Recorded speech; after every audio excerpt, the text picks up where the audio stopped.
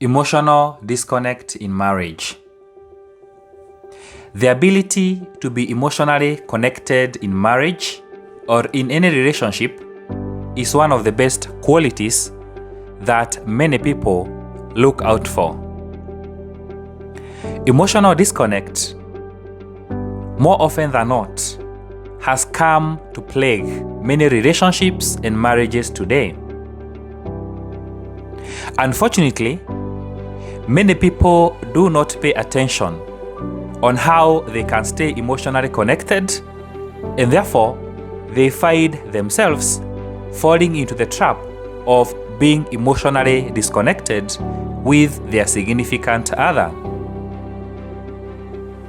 It is important to note that many people do not know how to keep that emotional connection going.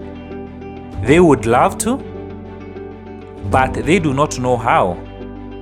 They may think they are doing it, but unfortunately, their significant other is not getting the same. Many relationships and marriages today are hurting so badly due to this emotional disconnect that is spreading almost everywhere. When we get to understand some of the warning signs when we are getting emotionally disconnected, we are able to save the situation before it goes worse. Which are some of the signs that indicate emotional disconnect is catching up in our relationships or in our marriages? Number one, lack of affection. Affection is that feeling of liking, the feeling of loving, even the feeling of being intimate with one another. The gentleness that comes with it, the tenderness that comes with it, makes the affection part of our relationship to grow stronger.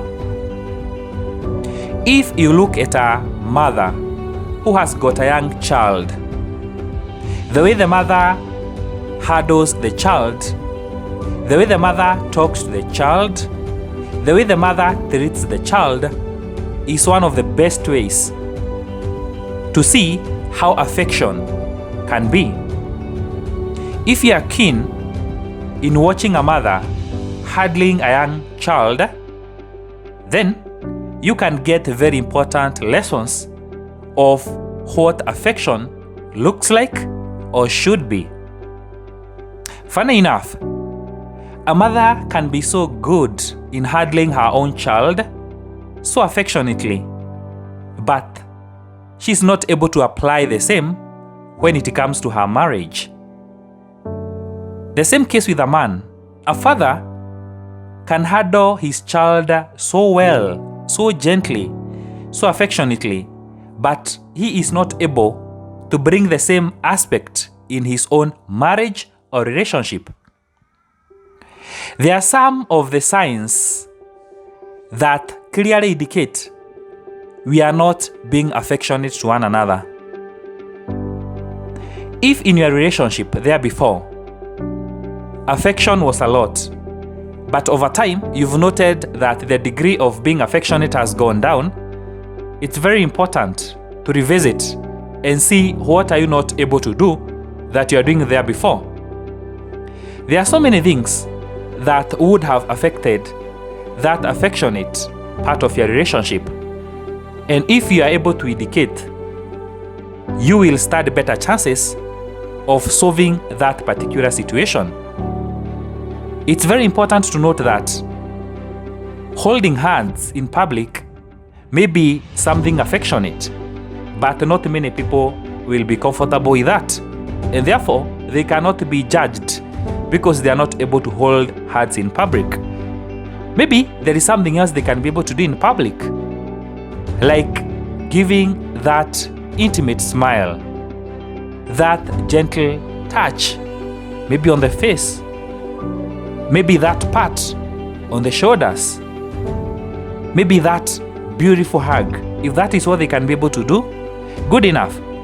You should appreciate that and give them room for more improvement. Number 2, avoidance behavior. You might come to see that someone is wanting to keep away, to stop doing what they used to do when in a social setting or when you are with them. And they more often than want to keep to themselves. This often behavior of wanting to keep to themselves, not wanting to mix in public, not wanting to be in social gatherings, not wanting to have joint activities together with you, clearly indicates that they're avoiding something. And when this avoidance behavior is there, the emotional disconnect in a relationship or in a marriage gets to be more. Why could someone be avoiding their significant other?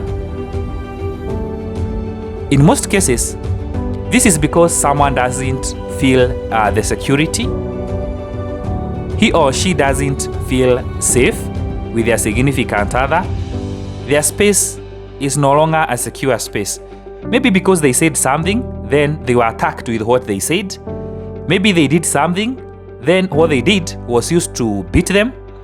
And therefore, they see, like when they say something, when they do something, when they present themselves to be vulnerable, that will be taken, twisted, and used against them.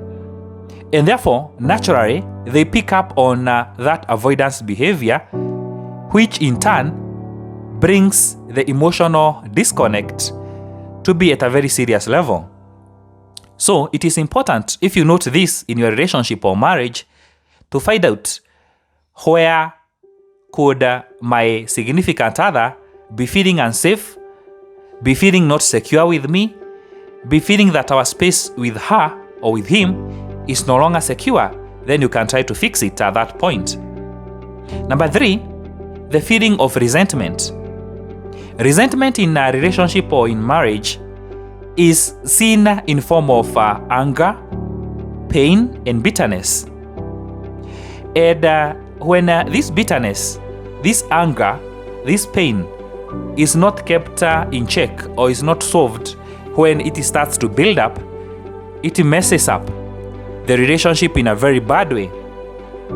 And therefore, if you feel you are bitter, you don't want to hear your significant other, you don't want anything to do with them, because when you think about them, the feelings that pop up are feelings of anger, pain, and bitterness. You need to find out what is it that they did or they said that made you feel that way, and it has stuck in your memory every now and then, and therefore it is affecting your relationship every day and night. When you get to identify what they could have done or said to you, you can try to see if you can be able to fix it at that point. Number 4, stonewalling. Stonewalling is a serious issue that affects many relationships. Many people have adopted the stonewalling strategy because maybe they are feeling so overwhelmed with whatever is happening. Take for example, maybe you are sick and you called your significant other to be with you, to help you do ABCD, but they never turned up. Maybe your child was unwell, but the father or the mother never turned up to help. And therefore, when you met them, you expressed to them how you felt about that. Maybe when you are talking, your significant other stands up and walks away without saying anything. That is stonewalling. You've expressed how you feel, how disappointed you feel, how low you are feeling, but your concern is not taken seriously by them. They just stand up and walk away without saying anything. You call them over the phone. Times they will pick up, at times they don't pick up. You express your concerns to them, they offer no solution, they go quiet, silent on it, as if they are on the mission to give you the silent treatment. This clearly indicates stonewalling is in play in this marriage or this relationship. Do not always take it that the person who is doing stonewalling is on the wrong. At times, they could be overwhelmed by things that you don't even know. And you need to give them room so that they may say what could be overwhelming them, and therefore making them to behave in that stonewalling manner. If this is happening in your relationship, it's very important to find out what could be overwhelming that significant other in your relationship. What could be overwhelming your man? What is it that could be overwhelming your woman? That's why they are behaving that way. They opt to keep quiet and walk away instead of trying to address the concerns which are there at hand. At times, even you just need to say, I'm sorry about that. It won't happen again. And that will be all. But many people, due to the overwhelming feeling they could be having deep within them, they are not able to do that. And therefore, their significant other is left lost, not knowing whatever is happening. In conclusion, the emotional disconnect that is there in our relationships and marriages at times is as a result of what has happened in the past or is happening presently. So our past memories are serving us and fueling the emotional disconnect that is there. Whatever is also happening presently could also be magnifying the emotional disconnect that is there. When emotional disconnect is not fixed, the whole relationship or marriage hurts so badly. And more often than not, the relationship or the marriage fails and fails terribly. It is important to note that when you are addressing these issues of emotional disconnect, look for a right moment. We may never get the perfect moment to address this, but at least try and see the right moment you can bring up the matter with your significant other so that you can see how far you can be able to address it. Remember, we do not take criticism very well. We do not digest the fact that we are not doing our part in the best way possible, and therefore many people can be on the defensive. That is expected. So provided you've approached it well, like you are not criticizing, you are like expressing it, I feel this and that because of ABCD, what do you think can be done? You leave it open for them to also give a contribution and to see that they have a part to play in helping solve the situation which is there, so that you can both salvage your relationship or salvage your own marriage. Let us try as much as we can to solve the issues of emotional disconnect in our marriages and relationships. And when we cannot be able to do that by ourselves, getting psychological support to just help us get back on our feet, stand on a common ground, will be good enough in helping to salvage the issue of emotional disconnect, which could be hurting our relationships and marriages so badly. Thank you.